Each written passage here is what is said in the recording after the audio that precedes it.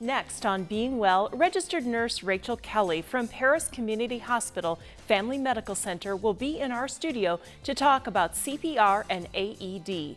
The CPR process has been simplified over the years. We'll learn about how to do it for infants, children, and adults. The AED has become a common life-saving device in schools and other public buildings. Rachel has brought one along so you can see how easy it can be to administer. Stay tuned for this important edition of Being Well.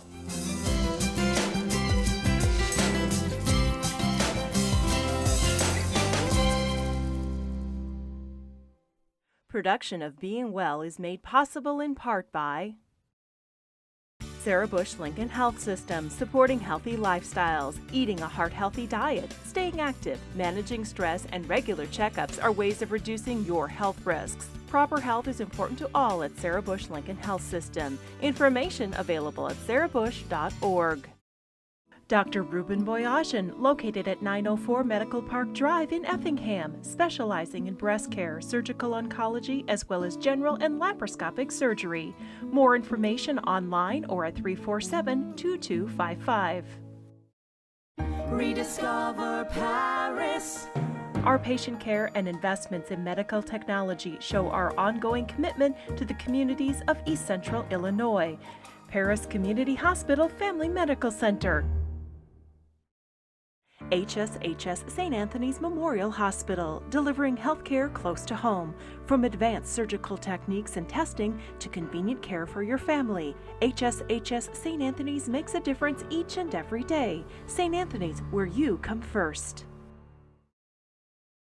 Thanks for joining us for this edition of Being Well. I'm your host, Lori Banks, and today we're going to be learning some life-saving techniques. And with me today is RN Rachel Massey from Paris Community Hospital Family Medical Center. Hello. Thanks for coming back. Last time we had you on, you were talking about stroke and the symptoms of stroke. Today we're talking about CPR and AED. Tell us a little bit about what you do at the hospital first and foremost. At the hospital, I do a lot of education internally and externally. I do go out to the community a lot and push some education out that way. I also am responsible for helping the staff understand the regulatory processes there at the hospital as well. So it's fun. Well, we have been joined on set by several new friends to the show, I guess. We're talking about CPR and AED. First of all, what does CPR stand for, and what does it do?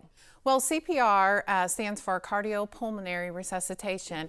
You'll often hear people refer to it also as BLS, which is also called basic life support, and those are both the same things. It refers to the fact that unfortunately someone loses their pulse, they're unresponsive, and they're no longer breathing. And does it actually bring people back to life? What is it doing? It does. So CPR alone, basically the mechanism behind it is compressions and breathing, and the compressions circulate blood enough to try to bring someone back to life. So CPR, I like to always talk about the fact that unfortunately they're no longer with us, and the person that's responding has to become their heartbeat, so essentially their heart, and then they also become their lungs. All right. So what do you think is the biggest fear people have if they come across a situation and, oh my gosh, I may have to do CPR? Just the fact that they don't remember what to do. So really when we go out and we advocate for CPR, we teach everybody the fact that if you just remember to do compressions and nothing else can come to you, compressions will save alone. So we do teach different versions of CPR to the community. There's friends and family, there's hands only, and then of course there's healthcare provider. So with part of those training sessions, we do focus and emphasize compressions. All right. So I took CPR many years ago, I think high school or college. I recall it being very complicated, and it has changed. Talk a little bit about how it's changed to make it simpler to remember. Yes. The American Heart Association has basically taken the stance so that people are not fearful to respond, to eliminate that fear, and to say, let's simplify this. So basically, when you do respond, despite the age, when it's a child or an adult, the numbers are the same, and we can kind of go into that here in a little bit. so that you're not so focused on what was the rate for the child and how deep do I press and what was the rate for the adult and then the infant. It does change a little bit for an infant, but remarkably it's not that much different to where you're not fearful to respond. And that was the goal of that. So should someone, if they come across a situation and think, oh my gosh, I'm not certified in this, I shouldn't do it at all?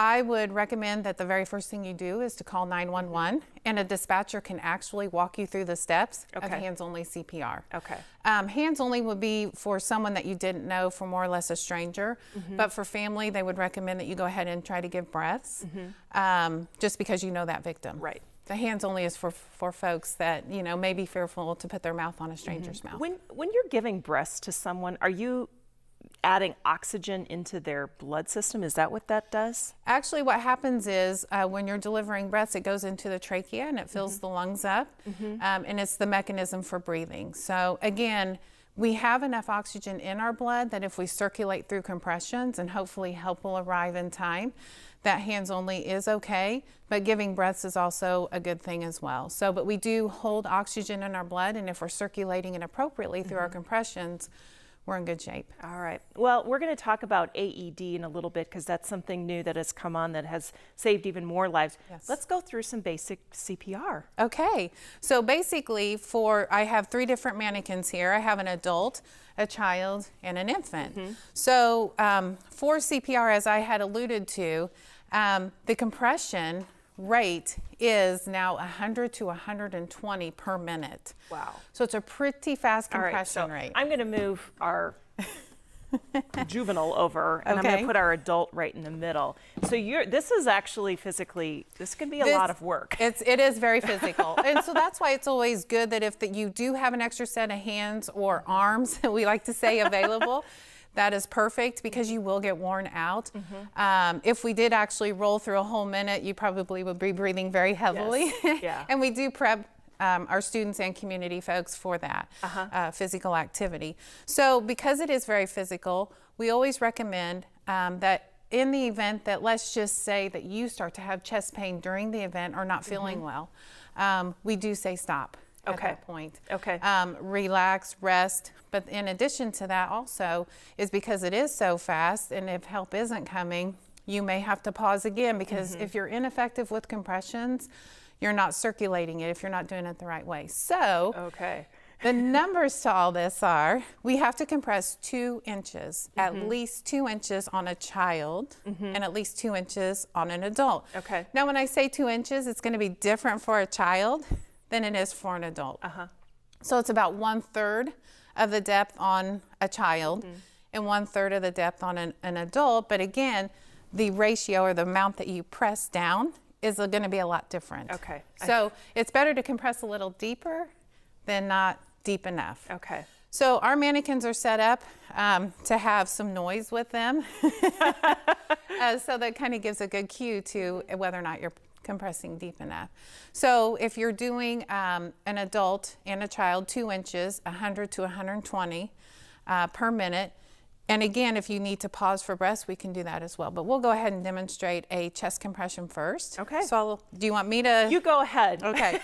So basically you find your landmarks on the chest, and it's the chest, and it's about the lower half of the chest bone. Okay. So you place one hand, and then you cup it with your other hand. Okay. And then you compress 2 inches. Did you hear the click? Yes. So for students, the nice thing about that is that when they hear the click, they do know that they're compressing at least 2 inches. So it's good for training, so they know, that they're going the appropriate depth. Okay. So if you would like to try that. I have taken CPR. It's been a few years. The one thing I do remember is the straight elbows and not this. So you use kind of your body weight to push down. Exactly. And the higher that you can get up above somebody, a lot of victims will collapse on a floor. Yeah, we're I'm on my tiptoes right now trying to, get above the person. So and what? You definitely want to do that. Yeah. So if you're doing 120 a minute, I want you to demonstrate how fast you're actually going. Okay, so I'll do a little demonstration of that. So, oh, that is really fast. Yes. So the important part of a good compression also is that you don't completely keep the heart compressed by going too fast, because then you're not circulating anything. Right. So it's kind of like a pump when you compress the chest, it kind of pulls the blood in, and then as you allow for what's called recoil, it pushes the blood out to the different organs. Okay. So you do have to allow for that recoil, and it gets a little tricky, so we do spend a lot of time on demonstrating and practicing chest compressions in our courses. So when you do this on a real person, do you break people's ribs? I think that is like that number one fear. Oh, I don't want to press so hard. There is the potential for doing that if you are doing 2 inches on an adult chest. Okay. Kids and infants, their chests are a little more pliable, so they do have more give and they don't typically break. But in the elderly, especially if they've had osteoporosis or anything like that, unfortunately you do see that. So we tell folks don't stop until we actually have them back. And on the other side of it, we'll contend with the fact that we broke a rib during CPR when the paramedics get there. So run us through the sequence. We come upon the scene, and let's we'll just say we're at a park and someone's down and they're a stranger. What do you do? So immediately, the American Heart Association says when you see someone collapse or you recognize the fact that someone's in trouble, you're already thinking, I may have to utilize these skills. Yeah. So they want you to come up, hey, are you okay? Check for a pulse, which is a carotid pulse. At the same time, you're looking for chest rise and chest fall. Hey, I need help, give me an AED now. Because otherwise people will stand and watch and you may have to direct them. Yeah. And if you go ahead and start your compressions at that point, you can still yell, hey, give me an AED now. Because a lot of people will get nervous about those steps. But the big thing is if they're not responding, and let's say you're not sure if you feel a pulse, but they are not responding, and it may look like they're breathing, but you're not real sure, do compressions, because the minute that you compress the chest, it's a painful thing. If they don't need it, they're going to let wake you know. up. Yeah, they will let you know. So err on the side of doing that, as opposed to not doing it. Okay, so then you just keep compressing. Do you stop and check for a pulse at some point? So that was old school. We used Okay. to do look, listen, and feel and ABC, and now that has all changed. No more look, listen, and feel because people were taking too long to determine whether or not someone was breathing. So basically, within 10 seconds of noticing that someone collapses, you need to be doing your first chest compression, number one. And then we changed it to something called CAB, which is compressions, airway, and breathing. Okay. So compressions have moved up, and they are the most important component of CPR now. All right. So if this is a family member, someone you know, and you want to breathe into their mouth, Okay.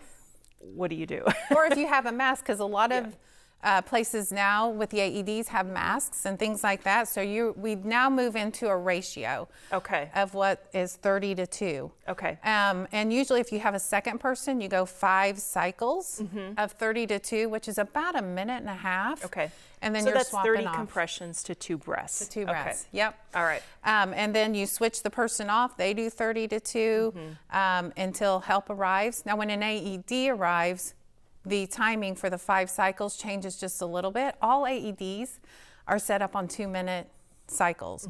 So really, you just keep going until the person responds. Okay. So you've got some different apparatuses here for assisting in breathing. Why don't we get those out? Okay. So when we teach healthcare providers, they use an ambu bag for 2 or more rescuers. So I thought, I go ahead and show you what an ambu bag looked like.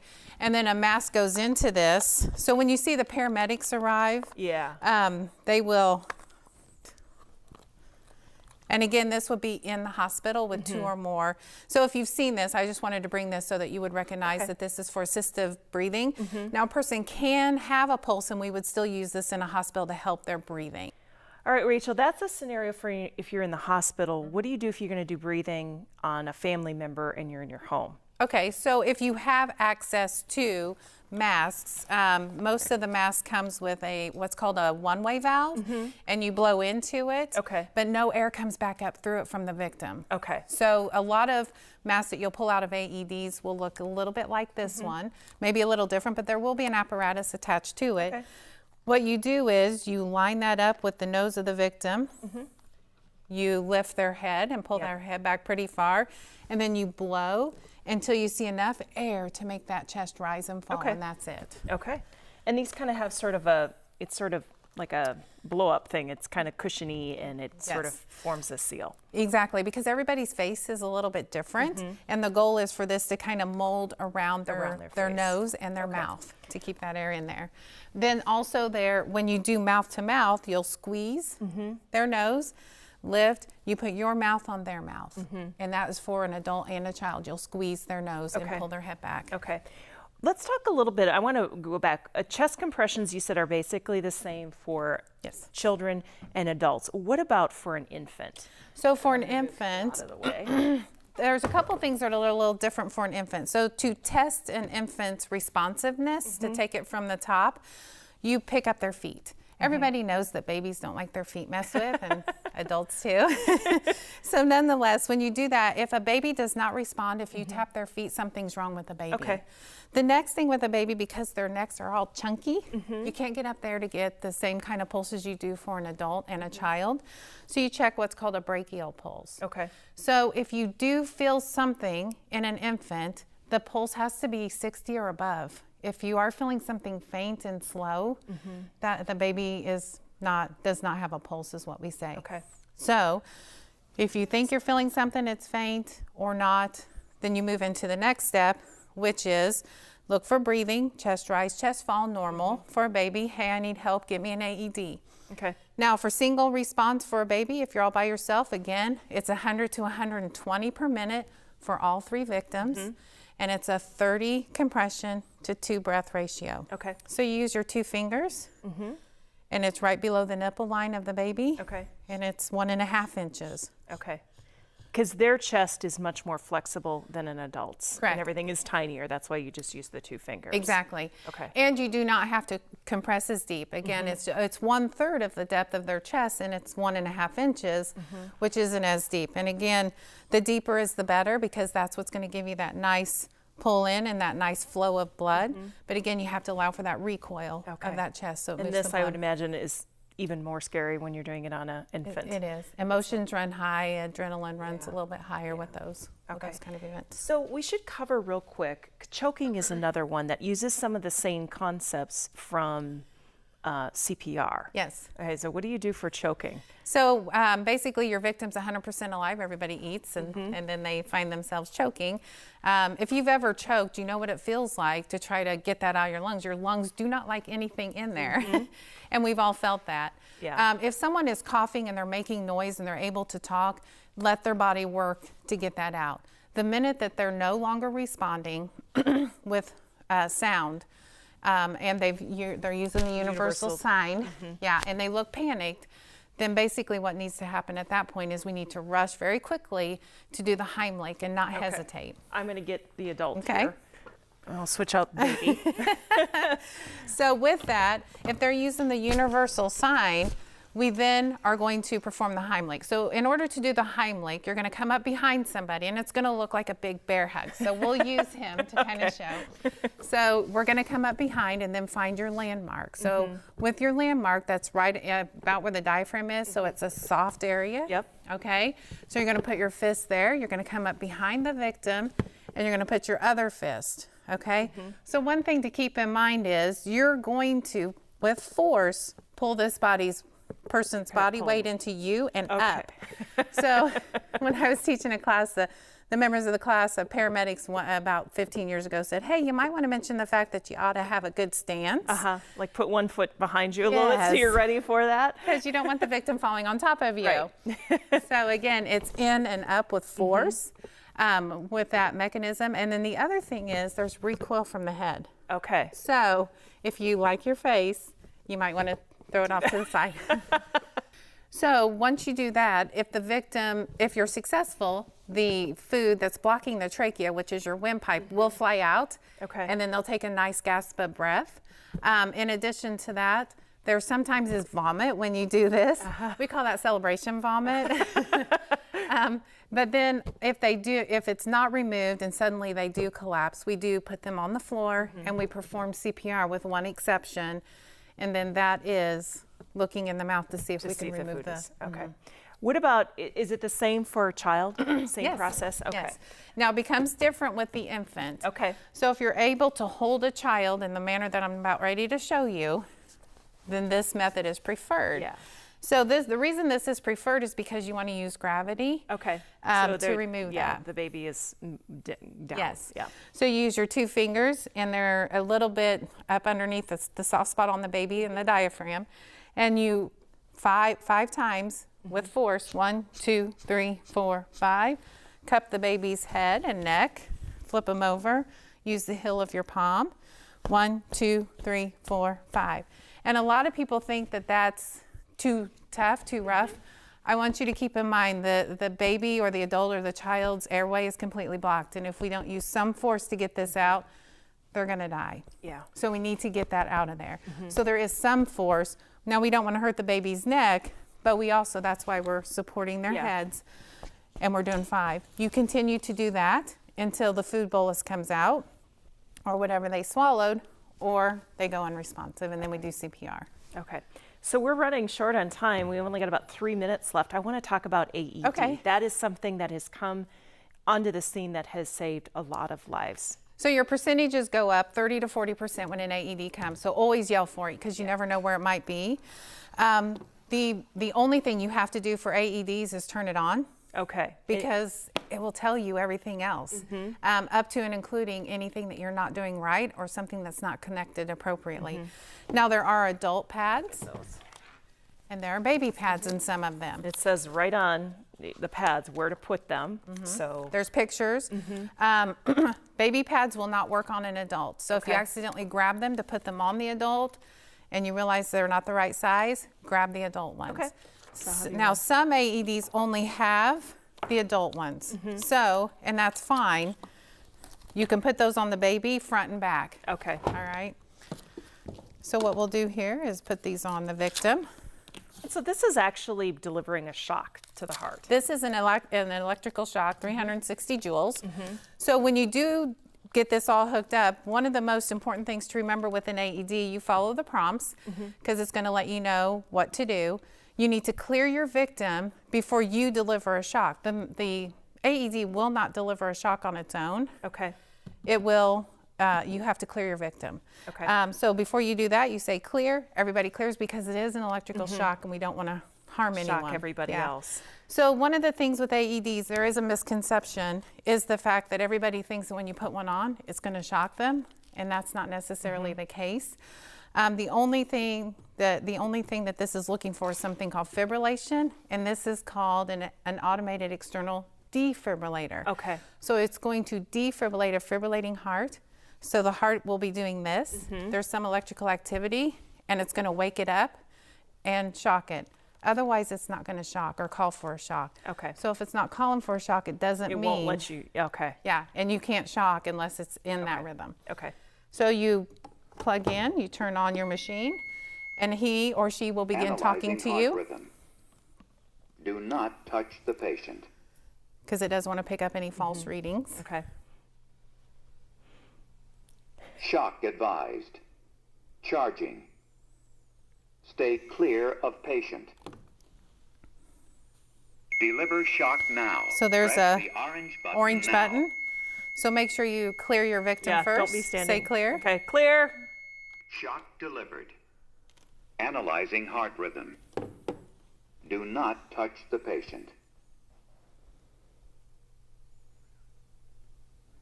Analyzing heart rhythm. No shock advised. When it says no shock advised, you go right back into your compressions with the pads And leave them on. And then in the next 2 minutes, it'll say stop, need to analyze. We switch compressors and ventilations at that point, and then we just keep going until we can get advanced folks there to help So out. now, is there a law that says where these AEDs are located in public buildings? They haven't defined exactly where they need to go other than schools and healthcare places where people will be there to get help. I think the push is to have them at ball diamonds and churches and senior citizens and those kinds of areas.